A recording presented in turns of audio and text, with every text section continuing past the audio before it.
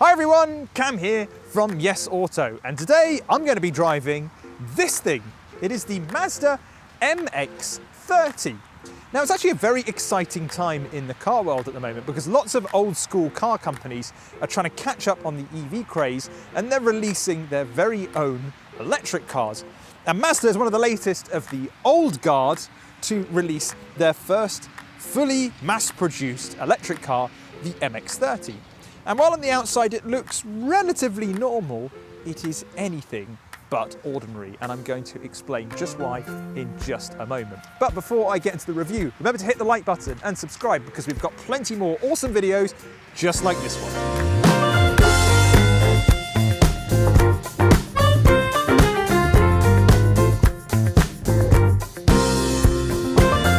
End of the MX-30 is distinctly Mazda, and while most Mazdas have quite big grills at the front, this still retains the look of the likes of the CX-3 and the CX-5 SUVs. What is quite interesting though is that a lot of car makers at the moment, when they release electric versions, they almost block out the grille entirely, but we do have a small opening around here for some air to get into, and I'm going to touch upon why in just a little bit. Moving further around, you've got cladding all around the car, which gives it that kind of SUV rugged look. So if you are going through a particularly rocky car park, your paintwork isn't going to get damaged. Now, all cars come on these 18-inch wheels, and they come with this kind of gunmetal finish. You can, however, if you want to, spec a black wheel. Again, they're 18 inches, but they're a slightly different design. We've got this two-tone effect going on here, which gives the car a slightly sleeker look. But what I find quite interesting is that it almost reminds me a bit of the Toyota FJ Cruiser. Now, we don't get that in the UK, it was sold in America, but I don't know what it is, it reminds me a bit of an FJ Cruiser. And like a lot of SUVs today, it has a everybody now coupe-like roofline. Yep, it slopes down at the back to give it a sportier look. I really like this bit as well. It says Mazda in metal down the side, which gives it a premium feel. I really like that.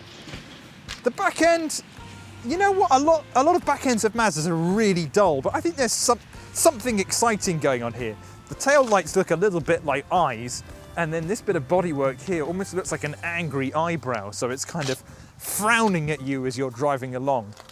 Maybe it's shaming you for driving a piston car. On to the first quirk of the MX-30, and it is a big one. Now remember the Mazda RX-8, which was that four-door coupe where the front doors open normally and the rear were suicide style? Well, the MX-30 is exactly the same. And as you can see here, there's no door handle at all to open the rear doors. We've got to open the front doors first, which come out at pretty much 90 degrees to the car. So you've got a big opening there.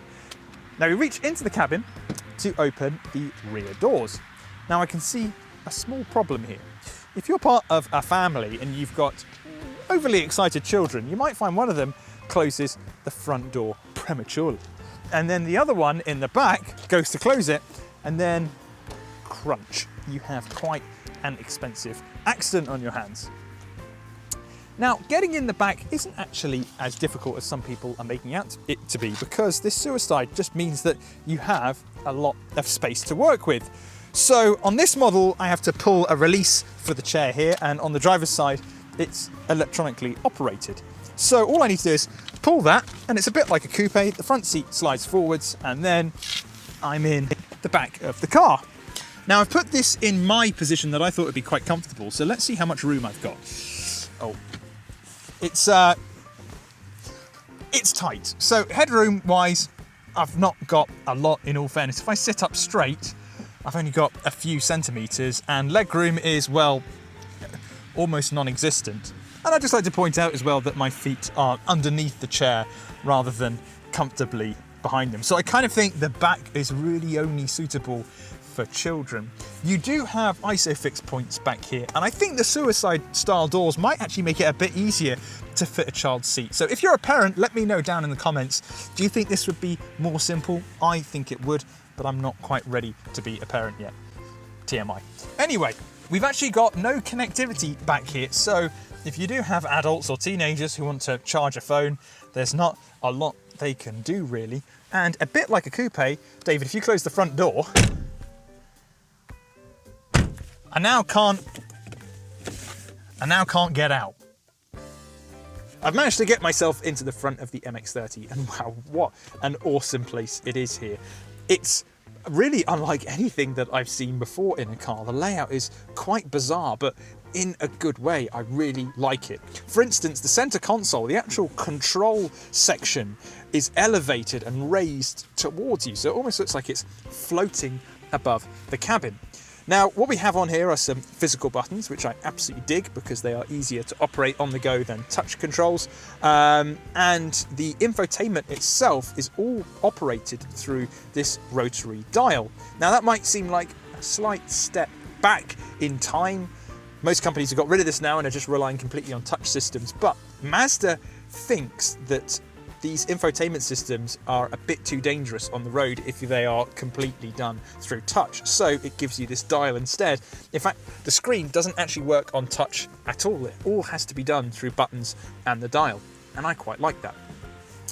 But moving a bit further forward, we actually have a touchscreen for the climate settings, which is cool because it makes it feel like a more futuristic car, and it actually kind of floats almost in front of the dashboard. So again, it just looks like it's a bit more airy. What's a little bit strange though is that you've got shortcuts to most of the buttons that are on the screen. So it almost makes you think, like, why is the screen there in the first place if all these buttons pretty much do the job? Still though, it looks very slick and I like it. We've also got a nice wide infotainment screen on top of the dashboard, and it's the same size across the range. So no matter which trim level you go for, you get the same screen, although some offer slightly better infotainment options. Now, it's nice and straightforward. I really like it. It's the same system that is pretty much run on every other Mazda sold today. But it's nice and simple. It's not overly complicated. It's not full of sub-menus and settings. It just does the job. And if you're not a fan of it, just plug your smartphone in and you can access Apple CarPlay or Android Auto. Not only is the design of the cabin a little bit obscure, but so are the materials used to kit it out. So we've got recycled jeans on the seats, and it feels very nice. We've also got part of the door trim here, which is recycled bottles. Doesn't feel like a recycled bottle, but it's pretty nice. You've also got vegan leather, which is a fancy way of saying it's fake leather. But it's vegan friendly and does feel pretty nice. Most normal people wouldn't really be able to tell the difference, in all fairness. There's also a lot of cork. Now, it's quite interesting because Mazda originated as a cork company in the early 1900s. So we've got cork around here, cork in this tray underneath the center console, and also a bit of cork on the door handle. Now, that actually brings me onto storage, because underneath these two cork topped flaps are two cup holders, and just get my trusty mug. That fits in there absolutely perfectly. There's a nice grip on there as well, so if you're driving around it might wobble a little bit, but not too much. We've also got a nice big tray underneath the center console with a couple of USB ports and also a 3-pin plug. So you could charge your laptop up if you wanted to, which is very handy if you can't work from home and you need to work from car instead.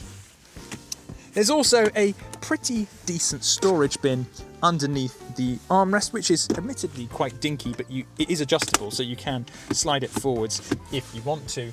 And we also have a cup holder in the door.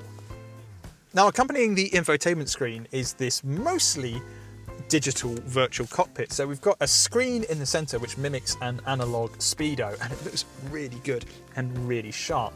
You can also see different bits of info as well. So if I were to press the info button, then I can go and see our efficiency, and I can also check out if we've got any semi-autonomous features active. I can view them on here. It's dead simple. There aren't lots of different sub-menus, a bit like the infotainment screen. It just gets the job done. And then either side of that, we've got two sort of analog dials. One shows how much power we're using and how much recharge we're using under braking. And then on the right-hand side, we can see how much power is left in the battery. Now, when the car is off, you can see that they are physical dials, but basically the car, just if I do it now, just goes completely blank, and then when I switch it on, they all light up, which makes it feel a little bit futuristic. Now you're probably wondering, how much does this all cost? Well, it's not actually that expensive. So prices start at £26,000 for the SEL Luxe, and that's pretty damn well equipped. But if you spend £2 more, you can go for the Sport Luxe, and that adds in the vegan-friendly leather seats, as well as a slightly better infotainment system. Then you can go for the GT Sport, which is the one that we've got in here. That's £30,300, and it comes with a 12-speaker sound system, as well as automatic braking, accelerating, and steering under certain conditions. Now there's also a limited run first edition, which is only £50 more than the Sport Luxe, and that adds in electric seats, as well as a heated steering wheel and adaptive LED headlights. That, however, is limited to just 500 examples in the UK, so if you want one, you need to act fast. So it sounds like a bit of a bargain. Well, there's one small problem that I think we should get onto now. The MX-30 doesn't have a very big battery at all, really. It is a 35.5 kilowatt hour unit with a range of 124 miles. Now, that's about half of what you get on its major rivals like the Kia e-Niro or the Hyundai Kona Electric. But there's a reason behind it. So Mazda says that if you go for a smaller battery, it actually has a better environmental impact than if you were to go for a larger one. So all electric cars almost start off in debt because the actual production process can be quite costly in terms of emissions. And then they catch up with combustion engine cars over a certain period of time. Sometimes that's just a couple of years, other times it can be 5 years or 10 years. So by going for a smaller battery, Mazda is saying that it can essentially catch up and be more environmentally friendly than a piston engine car compared to those with bigger batteries. It also says the average European's daily drive is around about 30 miles, so why go for something really big? Not sure I really buy all of the logic, but it certainly explains why it's a smaller battery. Now, we've also got an electric motor which is actually at the front of the car and not the rear. A lot of electric cars actually have them at the back. We've got them at the front here, and it develops 141 brake horsepower, which isn't a lot, and it has a 0 to 62 time of 10 seconds, which also isn't very electric. But as we'll find out in just a little bit, it doesn't actually feel that slow. It's still a pretty nippy car. What's really quite interesting though, when you're under the bonnet, is there's so much free space under here. I don't think I've ever seen a modern new car with just a big gaping hole, and you can see all the way to the back of the engine bay. And I believe that's because, well, soon you'll be able to get a range extender version of this. So you'll have a combustion engine motor that will just be able to eke out a bit more from the battery. And it needs somewhere to go. And I'm pretty sure it takes up the big space that's here under the bonnet. But still, it almost looks like a massive chunk of the car is missing when you open the bonnet up. The MX-30 has 366 litres of storage space back here. Now, that actually doesn't sound all that big. It's around about the same size as a VW Polo. But first of all, a Polo's got quite a big boot anyway. And secondly, you can actually get stuff quite far back in the MX-30. It's a little bit like a saloon car in that manner. And we've actually got more storage in here than you do on a Hyundai Kona Electric. Now, you also need to bear in mind that if you want to take your charging cables with you, they need somewhere to go. So we have 2 bags, and they're actually little clips at the back of the boot so they don't roll around, but they do take up a little bit of space. There's also some access to underneath the boot floor, but if you open it up, basically you just get some tools, and there's also the driver here for the 12-speaker surround sound system that you get on the GT Sport model. There's also no quick release for the rear seat, so if you want to fold them down, you've got to do it manually, but hey, it's a decent boot, it would do the job.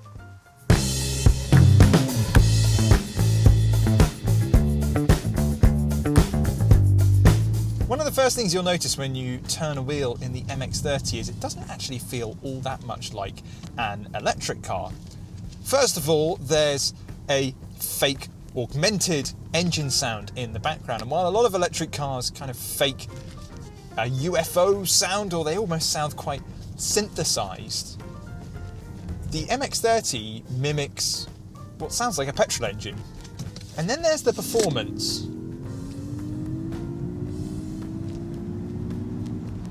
which isn't by any means bad. It still feels like quite a brisk car, but it doesn't have that shove that a lot of electric cars have. It certainly gets a move on, but it doesn't accelerate like a lot of electric cars do. Although you do have quite a noticeable bit of performance going from 0 to 30. What's quite funny though is if you put your foot down coming out of a tight corner, you'll actually get a little bit of wheel spin and feel the smallest amount of torque steer, which is hilarious because that's kind of what old school hot hatches do. But here we have it in a front wheel drive electric SUV. Now, some people might think that the points that I've just mentioned are negatives about the car, and I think if you're after the full EV experience, then they might be. But if you're a little bit tentative about moving over to all electric power, having a car that drives and feels a lot like a combustion engine car might not be a bad thing. And then you kind of think a little bit more about what Mazda usually brings to the market.